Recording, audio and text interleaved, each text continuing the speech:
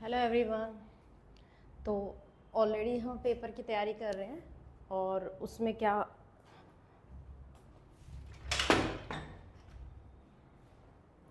Hello everyone. तो हमारा exam just आने वाला है विद इन 1 वीक। 13 जून हमारा डीएसए का एग्ज़ाम है, पॉलीटेक्निक एग्ज़ाम। तो उसी की प्रिपरेशन में हम एक दो टॉपिक्स थे जो हमारे रह गए थे, तो आज उनको कवर अप करेंगे। तो आज जो हम पढ़ने वाले हैं वो बहुत ही बेसिक सा कॉन्सेप्ट है कि बेसिकली हम प्रोग्रामिंग क्यों करते हैं, जो प्रोग्रामिंग के हमारे फंडामेंटल्स हैं, कहाँ से कैसे हमने प्रोग्रामिंग को स्टार्ट किया, उसके बारे में हम बात करेंगे। जैसे हम बोलते हैं फंडामेंटल नोटेशंस, कि हमारा जो बेसिक कॉन्सेप्ट है प्रोग्रामिंग का वो क्या है। तो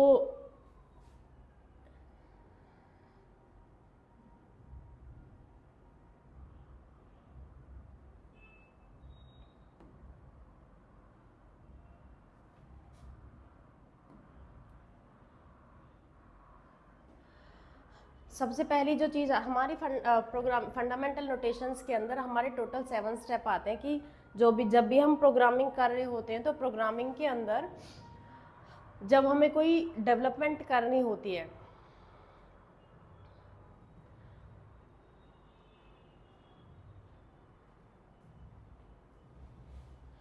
हेलो एवरीवन। तो आज का जो वीडियो है हमारा वो है बहुत बेसिक कॉन्सेप्ट के ऊपर।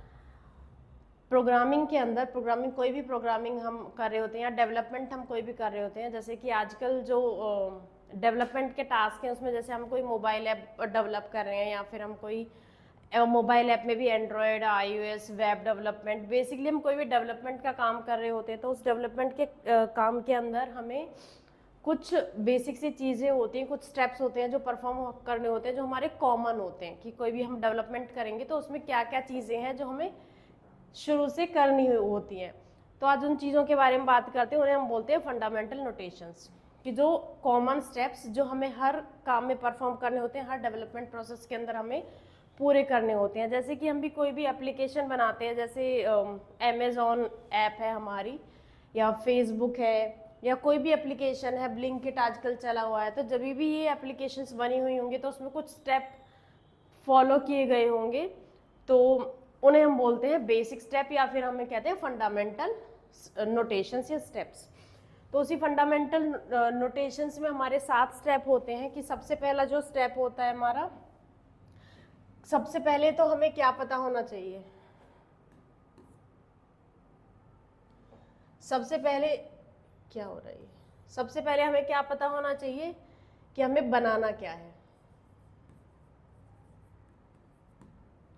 क्या बनाना है। अगर हमें कोई शॉपिंग एप्लीकेशन बनानी है, या हमें कोई ऑनलाइन गेम बनाना है, या हमें कोई सोशल मीडिया बनाना है जैसे फेसबुक हो गया या इंस्टाग्राम आजकल के, तो हमें सबसे पहले बनाना क्या है वो पता होना चाहिए। तो उसको हम क्या बोलते हैं, प्रॉब्लम डेफिनेशन। करना क्या है बेसिकली हमें वो पता होना चाहिए। सबसे पहला काम है क्या करना है।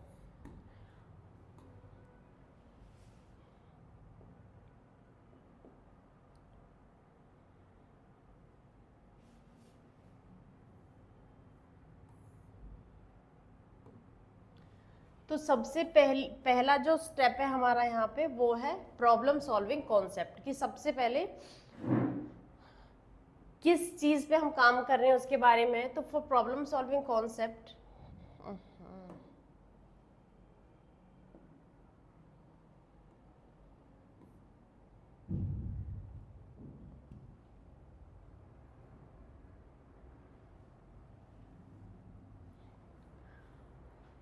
किसी भी प्रॉब्लम को सॉल्व करने के लिए अपने कंप्यूटर के अंदर we need a step by step procedure जो सीक्वेंस में होता है। ये हम किसकी बात कर रहे हैं,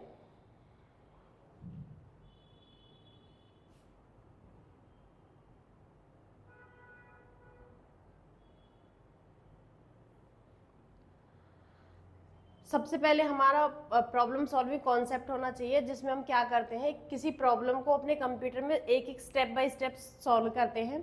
एक प्रॉपर सीक्वेंस होता है। अगर इस सीक्वेंस में कोई भी चेंज हो, जैसे कि मैंने कोई एप्लीकेशन बनाई है, क्या हो रहा है,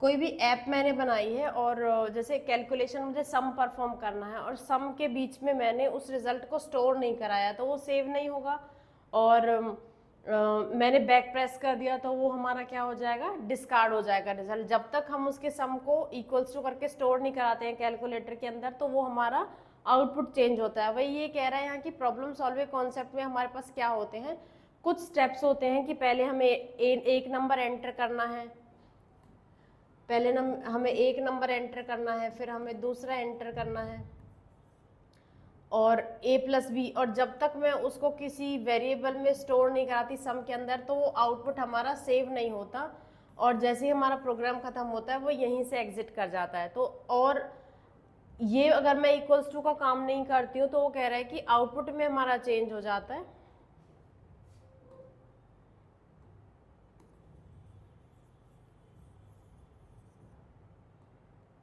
आउटपुट हमारा चेंज हो जाता है। तो सबसे पहले क्या कह रहा है कि हमारे पास कुछ स्टेप्स होते हैं जो हम परफॉर्म करते हैं और अगर उन स्टेप्स में कोई भी चेंज आ जाता है तो हमारा आउटपुट चेंज हो जाता है। अब जो ये स्टेप होते हैं इन स्टेप्स को हम किसी भी लैंग्वेज में लिख सकते हैं, सी में, C++ में। कंप्यूटर की बात करें, कंप्यूटर के अंदर इन स्टेप्स को जो हमने सॉल्यूशन लिखा है, अगर मैं बोलूँ कि सम का मुझे प्रोग्राम करना है तो हमें क्या करना है, सबसे पहले दो वेरिएबल लेने हैं, इनपुट A B, और हम एक तीसरा भी लेंगे जिसे हम बोलेंगे वेरिएबल में, जिसे बोलेंगे हम सम जो हम ले रहे हैं आउटपुट के लिए ले रहे हैं, मीन्स हमें पहले इनपुट भी पता होना चाहिए, हमें आउटपुट भी पता होना चाहिए। हमें पता होना चाहिए कि इसमें होगा क्या क्या, इनपुट क्या होगा, आउटपुट क्या होगा, ऑपरेशन हम कौन सा परफॉर्म करेंगे। तो हम एक वेरिएबल A लेंगे, एक B लेंगे, एक सम लेंगे। सम में इनिशियली हम 0 ले लेते हैं, हमें ये पता होना चाहिए कि इनिशियली शुरुआत में क्या होगा, फिर हम sum equals to A plus B करेंगे और प्रिंट कर देंगे उस सम को, तो इस तरीके से हमें सम मिल जाएगा। तो हमारा ये एक स्टेप बाय सॉल्यूशन है कि पहले हमें इनपुट लेने हैं, सम में 0 लेना है, फिर हमें sum equals to A plus B करना है, देन हमें प्रिंट करना है। तो ये स्टेप बाय स्टेप सॉल्यूशन है। और स्टेप बाय स्टेप सॉल्यूशन अगर किसी लैंग्वेज में, यानी कि हमें नॉर्मली लिख दिया है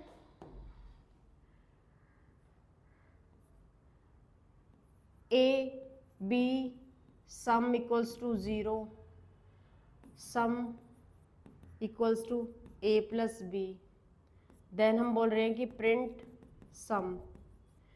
तो ये जो स्टेप्स हैं हमारे, ये स्टेप्स क्या हैं, ये एक स्टेप बाय स्टेप सॉल्यूशन है। लेकिन जब इसी चीज को हम सी लैंग्वेज के कोड में हम लिख देंगे, इसी काम को हम सी लैंग्वेज में या C++ में या जावा में या स्विफ्ट के अंदर या फिर पाइथन में हम लिख देंगे, तो वो एक किसी लैंग्वेज में लिखा गया सॉल्यूशन क्या कहलाता है, कंप्यूटर प्रोग्राम। उसे हम प्रोग्राम कह देते हैं कि हैश इंक्लूड stdio.h, ये वाला क्या होता है, किसी लैंग्वेज में लिख दिया ना सी के अंदर तो एक प्रोग्राम हो गया। अब इस प्रोग्राम में जो एक एक स्टेप लिखे हैं कि A sum equals to A plus B, print कर दिया इस सम को मैंने, तो जो ये स्टेप्स हो गई, इन स्टेप्स को हम क्या कहेंगे, इंस्ट्रक्शंस। तो इन स्टेप्स को हम क्या बोलते हैं, इंस्ट्रक्शंस बोलते हैं। एक एक लाइन जो लिखी होती है प्रोग्राम के अंदर वो इंस्ट्रक्शन कहलाती है। अब जब हम लैंग्वेज में इन इंस्ट्रक्शंस को एक एक लाइन को लिख रहे होते हैं तो उसको हम क्या कहते हैं, computer programming. The process of writing, मतलब ये लिखने का जो प्रोसेस है, काम है, जो हम लिख रहे हैं वन बाय वन एक एक लाइन को, उसको हम क्या बोल देंगे, कंप्यूटर प्रोग्रामिंग बोल देंगे।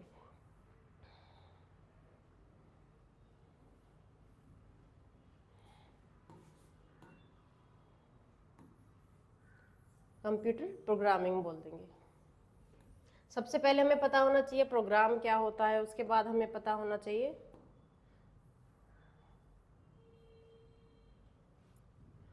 अब इसी प्रोसेस का पार्ट होता है हमारा program development life cycle, PDLC। सबसे पहले तो हमें पता होना चाहिए कि हम करने क्या वाले, हम प्रोग्राम जो प्रॉब्लम सॉल्विंग कॉन्सेप्ट है कि हमारे पास एक प्रॉब्लम है, हमें कोई एप्लीकेशन बनानी है, हमें छोटा सा एक एरे की शॉर्टिंग का कोड भी लिखना है। हमारे पास एक प्रॉब्लम है तो हम ये शॉर्टिंग के लिए जो कोड है वो कौन सा सिलेक्ट करेंगे, कौन सा नहीं करेंगे, वो प्रॉपर हम बात कर लेते हैं। जैसे कि फिल्टर करते हैं अमेजोन के अंदर, हम अपने प्रोडक्ट को फिल्टर करते हैं तो वहाँ पे भी हम शॉर्टिंग या फिर एरे की कुछ ऑपरेशंस परफॉर्म कर रहे होते हैं, जहाँ पे लिस्ट होती है उस लिस्ट में से हम शॉर्ट करके ला रहे होते हैं फिल्टर में। तो वही अगर हम बात करें यहाँ पर, तो पीडीएलसी के प्रोग्राम डेवलपमेंट लाइफ साइकिल से हम बोलते हैं कि जब भी कोई फीचर आता है, कोई ऐप, कोई प्रॉब्लम हमें सॉल्व करनी होती है, तो उसमें एक लाइफ साइकिल होती है, किसी काम को करने की स्टेप होते हैं। जैसे कि हमारी रियल लाइफ में होता है कि सबसे पहले हम पैदा होते हैं, जन्म लेते हैं, फिर उसके बाद हम अपना पूरा लाइफ को जीते हैं, उसके बाद हम मर जाते हैं। तो एक पूरी प्रोसेस होती है पैदा होने से लेके मरने तक की। तो वही ये होता है प्रोग्राम डेवलपमेंट लाइफ साइकिल के अंदर। यहाँ पे भी आप कह सकते हो कि किसी भी चीज़ को बनाने के लिए इसकी प्रोसेस है, 7 स्टेप्स है जो हमें करने हैं। कि सबसे पहला काम क्या है,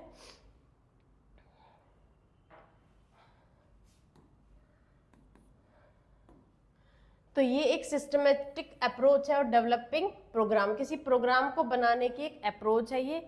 इसमें हम क्या करते हैं, अपने प्रॉब्लम को ब्रेक डाउन करते हैं स्मॉल पार्ट्स में, ठीक है। इन स्मॉल पार्ट्स को हम सब जॉब्स भी बोल देते हैं,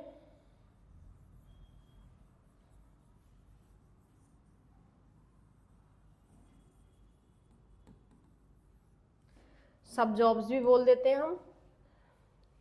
इन सच मैनर दैट ईच सब जॉब सक्सेसफुली कंप्लीटेड। तो सबसे पहले पहला पार्ट कंप्लीट होगा, फिर दूसरा, जैसे कि हम चाय बनाते हैं तो सबसे पहले फर्स्ट स्टेप हमें परफॉर्म करना होता है कि हमें गैस स्टोव ऑन करना होता है, उसमें पानी डालना होता है। वैसे ही सबसे पहले हमें फर्स्ट स्टेप कंप्लीट करना होता है, उसके बाद हमें सेकंड करना होता है, देन जब सेकंड कंप्लीट हो जाता है तो थर्ड। तो इंस्ट्रक्शंस लाइन बाय लाइन हमारी परफॉर्म होती है, सिक्वेंशियल मैनर में होती है, मूविंग टू नेक्स्ट। नेक्स्ट पे जाने से पहले वो फर्स्ट वाली सक्सेस होनी चाहिए। The subject known as step of programming of life cycle. तो इसे ही हम कहते हैं स्टेप्स होते हैं, इनको ही हम प्रोग्राम डेवलपमेंट लाइफ साइकिल का पार्ट बोलते हैं। अब पीडीएलसी के कुछ 7 स्टेप्स है टोटल जो हमें परफॉर्म करने होते हैं।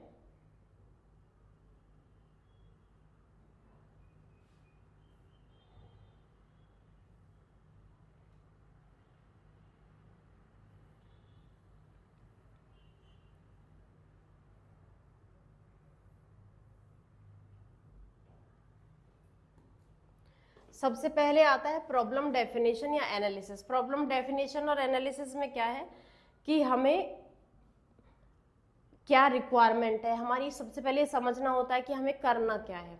करना क्या है के बाद उसमें हमें क्या क्या चीज़ें चाहिए होंगी, जैसे इनपुट क्या होगा, आउटपुट क्या होगा। सबसे पहले हम ये समझेंगे कि कोई फीचर आया है कि फिल्टर कर दो, फिल्टर करना है, तो उस फिल्टर को ही समझना है कि फिल्टर में आखिर क्या फिल्टर करना है, फिर उस फिल्टर करने में हमें क्या क्या चीज़ों की ज़रूरत पड़ेगी, उसके बाद उसका आउटपुट क्या होना चाहिए। जब हम फिल्टर कर देंगे तो उस जो हम प्रॉब्लम लेके आए उस प्रॉब्लम का सॉल्यूशन क्या होगा, यानी कि आउटपुट रिजल्ट क्या होगा वो हमें पता होना चाहिए। तो उसको हम बोलते हैं प्रॉब्लम डेफिनेशन की, या डिफाइन करना कि क्या करना है, एनालिसिस करना, यहाँ की जांच पड़ताल करना हमें करना क्या है।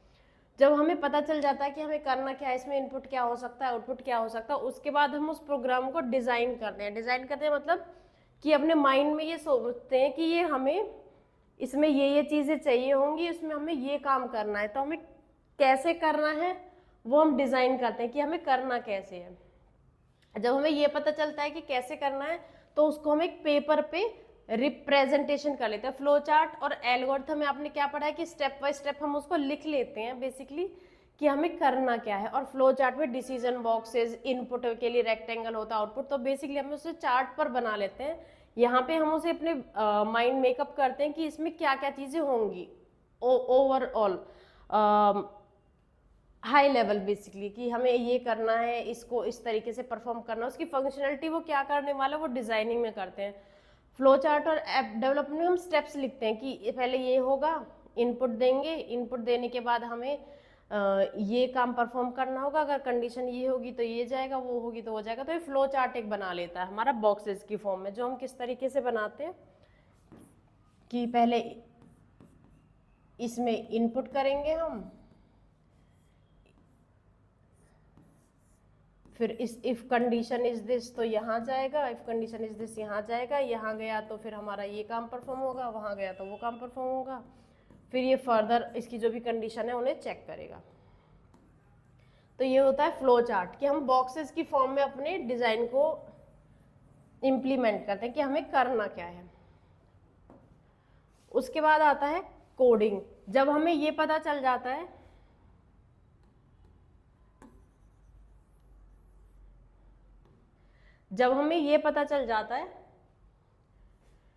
कि हमारा काम के स्टेप्स ये होंगे, तो उसको हम अपने सिस्टम के अंदर कोड में लिख लेते हैं। और जब हम फ्लो चार्ट हम बनाते हैं, कुछ स्टेप्स होते हैं, सिर्फ हम एक स्टेप और सॉल्यूशन लिख लेते हैं कि ये स्टेप्स होंगे इसमें।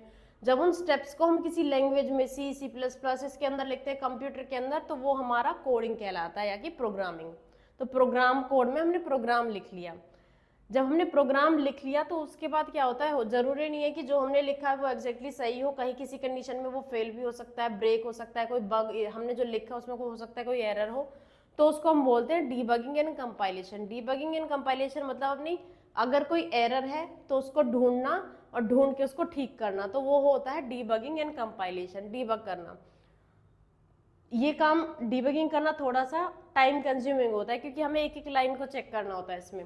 उसके बाद आता है कि जब हमने कोड कर लिया, डीबग कर लिया, डीबग एरर हमने फिक्स कर लिए, तो हम अपने टेस्ट करते हैं, यानी कि रन करके चेक करते हैं कि ये जो हमने लिखा था और जो हमने अपना एक्सपेक्ट किया था और जो हमने अभी लिखा है, क्या दोनों का आउटपुट सेम आ रहा है, कि दोनों सेम है। उसके लिए हम क्या करते हैं, कुछ डेटा रखते हैं अपने पास टेस्टिंग के लिए, टेस्ट करने के लिए हम कुछ डेटा रखते हैं कि ये वाला अगर मैं डेटा डालूंगी तो मैन्युअली कैलकुलेट करेंगे कि इसका रिजल्ट ये होना चाहिए, और हम उसी डेटा को ऐप के अंदर या फिर अपने मॉड्यूल के अंदर फीड करेंगे। और फीड करने पे अगर दोनों रिजल्ट ओके आते हैं, दोनों सेम होते हैं, मैन्युअली और जो हमने टेस्टिंग में डेटा डाला है रन करने के बाद, दोनों सेम आते हैं, तो वर्किंग फाइन है। यहाँ पे ये स्टेप हमारा मिसिंग है, इसमें है implementation and documentation, installation, implementation और डॉक्यूमेंटेशन। जब हमारा टेस्ट हो जाता है, अगर वो सही से चल रहा होता है, तो हम ये लास्ट वाला स्टेप परफॉर्म करते हैं, जिसमें हम क्या करते हैं, अपने सॉफ्टवेयर को इंस्टॉल करते हैं अपने यूजर्स के पास। जैसे कि मान लो अमेजोन की ऐप बनी, उन्होंने प्ले स्टोर पे डाल दिया, तो प्ले स्टोर से हम लोग नॉर्मल जो यूजर्स हैं, जो हम यूज करें अमेजोन को, वो अपने इंस्टॉल करेंगे। इंस्टॉल करने के बाद उसका हम डॉक्यूमेंटेशन करते हैं। तो अब ये इम्प्लीमेंट हो चुका है ऑलरेडी, अब डॉक्यूमेंटेशन क्रिएट होगी इसकी कि ये वाला फंक्शन ये वाला काम कर रहा है, तो कमेंट्स ऐड करते हैं। जो कमेंट हमें बताए जाते हैं प्रोग्रामिंग में, क्यों बताए जाते हैं कि हो हम अगर हमने कोई फंक्शन लिखा है कोड के अंदर, तो वो बताता है कि ये फंक्शन ये काम कर रहा है। तो ये होते हैं स्टेप हमारे, और इनको हम एक बार थोड़ा सा डिटेल में देख लेते हैं। और ये सातों स्टेप एक के बाद एक होते हैं, इस तरीके से होते हैं स्टेप। सबसे पहला होता है प्रॉब्लम डेफिनेशन, कि हमें पता होना चाहिए करना क्या है। उसके बाद जो नेक्स्ट स्टेप होता है कि अब उसको एनालाइज करना, ये डेफिनेशन के अंदर ही आता है बेसिकली। देन हम एल्गोरिथम लिखते हैं, फिर हम कोडिंग और कोड करते हैं, उसके बाद टेस्टिंग और डीबगिंग करते हैं।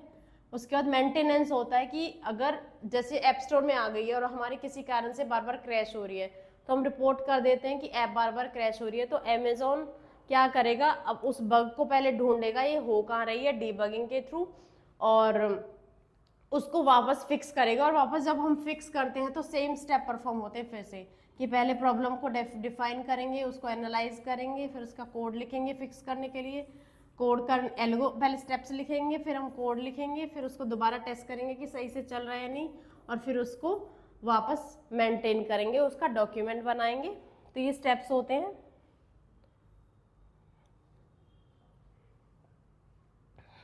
अब यही स्टेप हमने दिए हैं यहाँ पे।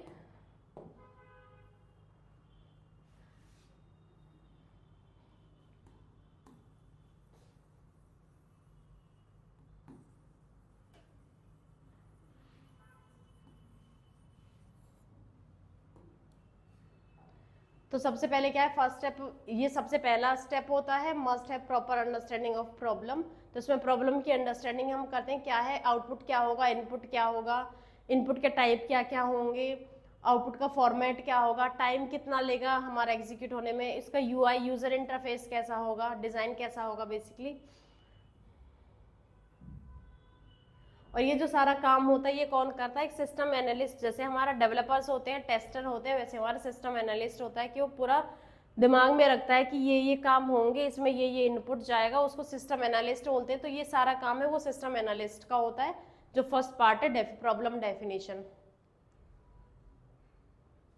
अब जब इन लोगों ने ये सोच लिया होता है कि ये काम ऐसे है, इसमें इनपुट ये चाहिए, आउटपुट ये चाहिए, टाइम इतना लगना चाहिए, ये सारे डिसीजन वो ले लेते हैं एनालिस्ट, तो अपना जो रिजल्ट है, जो उन्होंने इकट्ठा किया डाटा कि ये काम ऐसे ऐसे होना चाहिए, इसमें ये डाटा लगेगा, तो वो डेवलपर को बोल देते हैं कि अब हमने स्पेसिफाई कर दिया, स्पेसिफिकेशन बोलते हैं बेसिकली उसको, स्पेसिफाई कर दिया कि करना क्या है, प्रोग्रामर को दे देते हैं उसको क्या क्या स्पेसिफाई किया। फिर प्रोग्रामर का काम क्या होता है, जो एनालिस्ट ने उन्हें प्रॉब्लम को स्पेसिफाई किया है वो उस प्रॉब्लम को डिज़ाइन करते हैं। एक बार हमें प्रॉब्लम क्लियर समझ में आ गई तो उसका हम सॉल्यूशन लिखते हैं। कौन लिखता है सॉल्यूशन? प्रोग्रामर लिखता है। तो उसका जरूरी नहीं एक सॉल्यूशन हमने लिखा वो वर्क भी करेगा, हो सकता है उसके कुछ अल्टरनेटिव्स भी हो कि अगर ये चीज़ काम ना करे तो हम ये वाला सॉल्यूशन अप्लाई करेंगे। तो बेसिकली डिज़ाइन करते हैं कि हमें क्या क्या तरीके हो सकते हैं इस काम को करने के लिए। All type of input format, output format, code, क्या इनपुट है क्या आउटपुट है वो सब हम लिख के अपने पास रखते हैं कोडिंग के साथ, स्टेप क्या परफॉर्म होंगे, और अगर कोई प्रॉब्लम बड़ी है तो उसके कौन कौन से सब प्रोग्राम हो सकते हैं कि जैसे कोई बड़ा टास्क है मेरे पास, फिल्टर है तो फिल्टर में बहुत सारे ऑप्शन है, कलर के हिसाब से फिल्टर, एज के हिसाब से फिल्टर, तो एज का टॉपिक अलग होता है, जब हम कलर्स को अप्लाई करते हैं तो वो फिल्टरिंग अलग होती है। तो सारे स्टेप्स को हम छोटे छोटे पार्ट्स में डिवाइड कर लेते हैं अगर कोई कॉम्प्लेक्स प्रॉब्लम है तो, और इसको हम बोलते हैं प्रोग्राम डिज़ाइन। को डिज़ाइन करना कि इस प्रॉब्लम को सॉल्व कैसे करेंगे।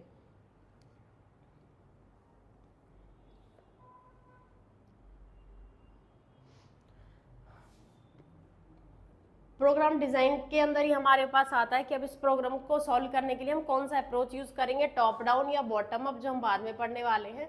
और कॉम्प्लेक्स को जब हम छोटे छोटे पार्ट में डिवाइड करते हैं तो उसको हम मॉड्यूल कहते हैं। फिर इन मॉड्यूल्स को हम टॉप डाउन या बॉटम अप में डिवाइड करते हैं। इंडिविजुअल मॉड्यूल को भी कर सकते हैं हम, मीन्स एक साथ बहुत सारे मॉड्यूल्स को पैरेलल में हम रन कर सकते हैं। टीम का कोऑर्डिनेशन कि कौन सी टीम, कौन सा प्रोग्रामर कौन सा काम करेगा वो यहाँ पे होता है, और डिस्ट्रीब्यूट कर देते हैं हम टास्क को टीम के बिटवीन। तो डिज़ाइन फेज में ये बताया जाता है कि कौन सा, जैसे टीम में 10 लोग हैं तो कौन सा पर्सन कौन सा काम करेगा, वो टीम कोऑर्डिनेशन भी इसी के अंदर आता है, इस फेज के डिज़ाइन के सेकेंड फेज के अंदर। कौन सी लैंग्वेज में हम अपना कौन सा कोड लिखने वाले हैं वो भी यहीं पे डिसाइड होता है। तो बेसिकली सेकेंड फेज में क्या होता है, ये एक मॉड्यूलर, अपने पूरे मॉड्यूल का कि मॉड्यूल को करना कैसे वो ब्रेक करते हैं काम का। Input design, output design, code design, plan मतलब टीम कोऑर्डिनेशन। उसके बाद जब हमने सोच लिया कौन सा काम कौन करेगा तो हमारे पास जो थर्ड स्टेप आता है वो आता है एल्गोरिथम एंड फ्लो चार्ट। अब एल्गोरिथम एंड फ्लो चार्ट में क्या है, जो हमने सोचा है कि काम हमें कैसे करना है, डिज़ाइन जो कर लिया उसको हम अपने फ्लो चार्ट की फॉर्म में लिखते हैं, बॉक्सेस की फॉर्म में लिखते हैं। टोटली से हैंड्स ऑन प्रोग्रामर। अब क्या है, प्रोग्रामर का काम बचा है सारा, क्योंकि प्रोग्रामर के पास टास्क आ चुका है कि आपको ये काम करना है। प्रोग्राम एक स्टेप लिखता है, एल्गोरिथम बेसिकली स्टेप लिखता है कि इस काम को हम सॉल्व कैसे करेंगे जो उसको मिला है, क्योंकि 10 लोगों की टीम थी, 10 लोगों में टास्क छोटे छोटे डिवाइड कर दिए। अब कौन से प्रोग्रामर का क्या काम है कि वो स्टेप में कैसे अपने काम को सॉल्व करेगा, एल्गोरिथम लिखेगा, फ्लो चार्ट। उसके बाद उसका फ्लो चार्ट तैयार करेंगे हम, एक किसी पेपर पे तैयार किया जाता है फ्लो चार्ट, डिजिटली भी हम कर सकते हैं स्क्रीन के अंदर। तो फ्लो चार्ट हम बनाएंगे और एल्गोरिथम जो लिखी है हमने उसको फ्लो चार्ट के फॉर्म में क्रिएट करेंगे। अब एल्गोरिथम क्या होती है, बेसिकली जो एक एक लाइन हमने सॉल्यूशन में लिखा है ना, वो पूरा एक एक लाइन को हम एल्गोरिथम बोलते हैं सिंपल लैंग्वेज के अंदर। देन आता है कि जब हमने फ्लो चार्ट क्रिएट कर लिया तो हम कोड करते हैं। कोडिंग में कि हम क्या करेंगे, जो भी हमने एल्गोरिथम लिखे वो किसी लैंग्वेज के अंदर उसको सी लैंग्वेज, जावा, जिसमें भी हमें चूज किया है उसके अंदर उसको उस एल्गोरिथम को लिखेंगे, तो उसको ही हम बोलते हैं coding. When algorithm is developed and tested, it needs implementation using language. This is known as program coding. तो इसको हम कोडिंग बोलते हैं जब एल्गोरिथम को लैंग्वेजेस के अंदर लिखते हैं। तो algo converted into step by step solution procedure called programme. जो एक एक लाइन हमने अपने कोड के अंदर लिखी है उसको इंस्ट्रक्शन बोलते हैं, और इस सेट ऑफ इंस्ट्रक्शन को हम प्रोग्राम बोलते हैं। तो इस लैंग्वेज में हम क्या ध्यान रखते हैं कि अगर वेरिएबल इंटीजर है तो सिर्फ इंट होना चाहिए, उसको यूज इन बेसिकली किस वेरिएबल को कैसे यूज करते हैं, उसको क्यों यूज किया है, डाटा की रिक्वायरमेंट के बेस पे हम यूज करते हैं, तो हमें ये सब पता होना चाहिए। प्रोग्राम के अंदर हमें अपने कमेंट्स लिखने चाहिए कि ये फंक्शन ये काम कर रहा है, ये वाला लॉजिक ये काम कर रहा है, तो ये हमारा बहुत यूजफुल होता है। तो ये था फोर्थ पार्ट हमारा।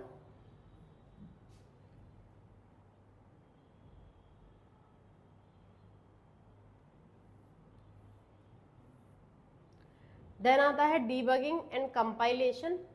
जब हम अपना कोड कर लेते हैं फिर हम ये चेक करते हैं कि क्या वो सही से चल रहा है नहीं, और नहीं चल रहा है तो उसमें चेक करते हैं एरर्स तो नहीं है। तो जो लॉजिकल सिंटेक्ट वाली एरर आती है वो हमारे पास पहले ही आ जाती है। तो इस पार्ट में हमें 3 टाइप की एरर मिलती है कि हमने, हो सकता है गलती तो सब लोग करते ही हैं और गलती किसी से भी हो सकती है। तो ये 3 तरीके की गलतियां होती है। डीबगिंग होता है बेसिकली गलतियों को ढूंढना और उन्हें ठीक करना। तो 3 तरीके की मिस्टेक्स होती हैं जिसे हम एरर्स बोलते हैं कि आप वंस अ प्रोग्राम और set of program are ready they must be check for any type of error. कि जब हम कोई प्रोग्राम पूरा लिख के रख लेते हैं कि जब हमने चाय बना रही तो हम एक बार चेक करते हैं उसमें चीनी कम तो नहीं है, या अदरक ज़्यादा तो नहीं है, या दूध तो कम नहीं है, या कड़वी तो नहीं लग रही है, पत्ती ज़्यादा तो नहीं है। तो वही केस होता है कि इसमें इसी को हम डीबगिंग एंड कंपाइलेशन बोलते हैं कि अपने कोड को चेक करना उसमें कोई एरर तो नहीं है। बेसिकली एरर 3 तरीके की होती है, सिंटैक्टल, लॉजिकल एंड एग्जीक्यूशन। सिंटेक्स मतलब अगर हमने इंटीजर को कैसे डिक्लेयर करना हो वो गलत तरीके से डिक्लेयर कर दिया। प्रिंट एफ में प्रिंट एफ लगाना भूल गए या परसेंटेज डी लगाना भूल गए तो वो सिंटैक्टिकल एरर होती हैं। बेसिकली एरर को ढूंढना, उसे चेक करना और उसको रिमूव करना, इस डीबग करना कहलाता है। An error is a computer programme,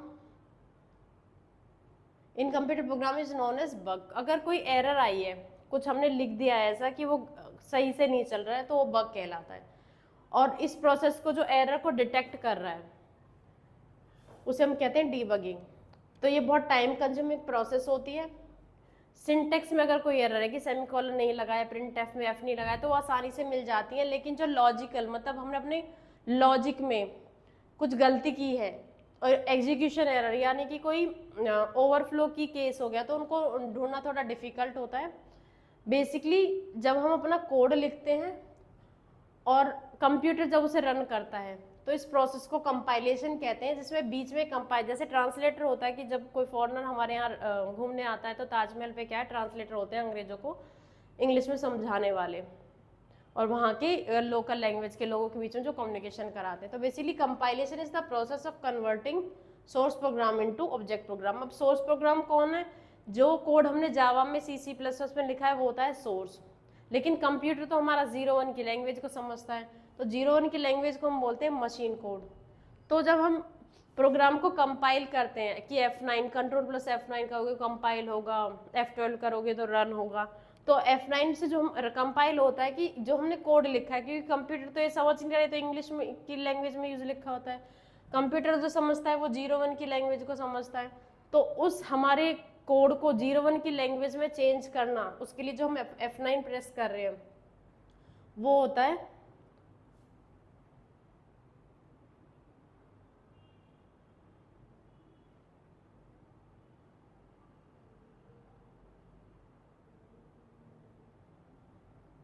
वो क्या होता है हमारा कंपाइलेशन।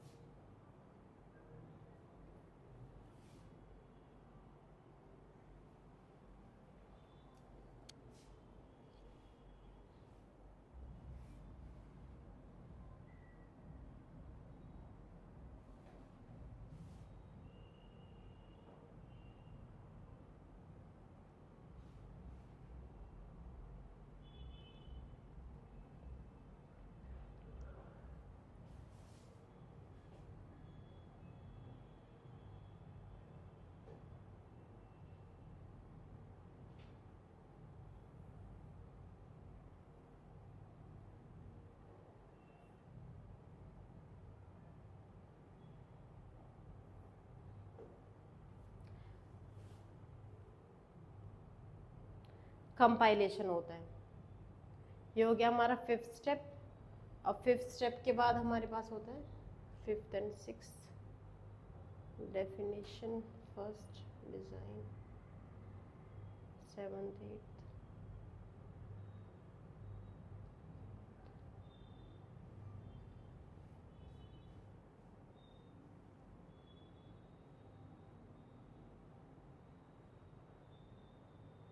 अब 6 स्टेप जो होता है वो हमारे पास होता है टेस्टिंग। अब टेस्टिंग में क्या है, यहाँ पे भी कोई भी सिंटेक्स टेस्ट जब हम करते थे, प्रोग्राम हमारा ठीक ठाक चल रहा होता है, तो उसमें कोई भी सिंटेक्स की एरर, तो जब सिंटेक्स की एरर होती है तो हमारा प्रोग्राम रन नहीं कर सकते हम, वो बिल्ड एरर आ जाती है। तो जब अगर हम टेस्टिंग फेज में है तो कोई भी सिंटेक्स एरर नहीं होती है, बट हमारे पास लॉजिकल एरर हो सकता है कि हमने जो लॉजिक लिखा, हमें करना था प्लस, हमने कर दिया माइनस, तो वो कभी भी हम फाइंड आउट नहीं कर सकते हैं कंपाइलेशन के टाइम पे। तो कंपाइलेशन के बाद टेस्टिंग के टाइम पे जो एरर्स आती है उन्हें हम बोलते हैं लॉजिकल एरर या रन टाइम एरर, जिनसे हम क्या होता है कि हमारा प्रोग्राम तो चल रहा होता है पर वो गलत आउटपुट दे रहा होता है। Due to wrong logic due to during development of program are difficult to locate, थोड़ा सा मुश्किल होता है कभी कभी इन्हें ढूंढना, हम ढूंढ भी सकते हैं, ऐसा नहीं है, डिबग करके। तो इसलिए हमें टेस्टिंग की जरूरत पड़ती है कि हो सकता है आउटपुट गलत आए तो हमें पता चलेगा कि हमने सही कोड नहीं लिखा है। तो सबसे पहले टेस्टिंग के लिए हम सैंपल डाटा लेते हैं और उसको सैंपल डाटा का आउटपुट मैन्युअली भी निकालते हैं कि जब हम ये डाटा देंगे तो उसका आउटपुट क्या होगा। फिर वही डाटा हम अपने कोड में भी पास करते हैं, जब चेक करते हैं कि जो हमने मैन्युअली निकाला था, जो होना चाहिए था, और जो हमारा कोड के थ्रू आया क्या है वो सेम है। अगर वो सेम है तो हमारा प्रोग्राम ठीक से वर्क कर रहा है। Same data given to program as input compare to manual output, result okay, then testing is successful. तो टेस्टिंग सक्सेसफुल है। उसके बाद हमारा जो लास्ट स्टेप है इम्प्लीमेंटेशन एंड डॉक्यूमेंटेशन। इसके अंदर 3 फेजेस होते हैं हमारे, installation of software, maintenance and documentation. Installation वही है कि हमने इम्प्लीमेंट कर दिया, अब इसको इंस्टॉल करना है यूजर के पास। तो load at user site, train him to use it, तो कैसे यूज करना है ये बताना होता है। मेंटेनेंस होता है कि इंस्टॉल कर लिया, अब डेली बेसिस पे जब यूजर यूज करें तो कुछ प्रॉब्लम्स आ रही है तो उनको फाइंड आउट करें, कुछ यूजर रिपोर्ट करें, कुछ हम खुद भी टेस्टिंग करते हैं अब ऐप प्ले स्टोर से अपलोड करने के बाद। तो अगर हमें जहाँ जरूरत पड़ती है कि इसको मेंटेन करना है, मेंटेन बेसिकली कोई बग आ रहा है या फिर कोई इम्प्रूवमेंट है कि ये ठीक दिख नहीं रहा है तो उसका दिखने में व्यू अच्छा होना चाहिए, और अगर कोई बग आई है तो उसको फिक्स करना है, तो वो होता है मेंटेनेंस। डॉक्यूमेंटेशन होता है कि जो भी हमने किया है उसको ऑर्गेनाइज करना, डाटा को कलेक्ट करना, कहाँ कहाँ से डाटा हमने लिया है। तो collecting, organising and storing and maintaining a complete historical record of software. तो ऐप में हम जो भी कर रहे हैं उसका डाटा को स्टोर करना, मेंटेन करना, और उसको मेंटेन करना बेसिकली अगर कोई इश्यू है तो उसको रिजॉल्व करना, या फिर इम्प्रूवमेंट उसे मेंटेनेंस डॉक्यूमेंटेशन में लिख के रखते हैं, कमेंट्स ऐड करते हैं डॉक्यूमेंट्स में कि क्या क्या हमें यूज़ किया है, कैसे कैसे किया है, तो उसको हम बोलते हैं डॉक्यूमेंटेशन। डॉक्यूमेंटेशन में जो जो कर सकते हैं, यूजफुल कमेंट्स, चार्ट हम क्रिएट कर सकते हैं डॉक्यूमेंट जब क्रिएट करते हैं। बेसिकली हम एक डॉक्यूमेंट बनाते हैं, वर्ड एक्सेल का कोई फाइल, जिसमें हमें ये लिखा होता है कि ऐप में हमने क्या क्या किया, क्या इनपुट किया, क्या आउटपुट किया, इसमें कमेंट में क्या क्या यूज़ किया, फ्लो चार्ट हम बनाते हैं, तो वो पूरा डॉक्यूमेंटेशन होता है। जब हम प्रोजेक्ट बनाते हैं, जो हम फाइल क्रिएट करते हैं, रिपोर्ट फाइल, वही होता है डॉक्यूमेंटेशन। तो उसमें जो भी चीज़ें होती हैं ये वही होती हैं। तो ये था हमारा प्रॉब्लम फंडामेंटल नोटेशन। अब इसमें एक चीज़ हमने पढ़ी थी कि जब हम अपने प्रोग्राम मॉड्यूल को स्ट्रक्चर में डिवाइड करते हैं तो वो स्ट्रक्चर 2 तरीके का होता है, top down and bottom up. तो हम बात करते हैं टॉप डाउन और बॉटम अप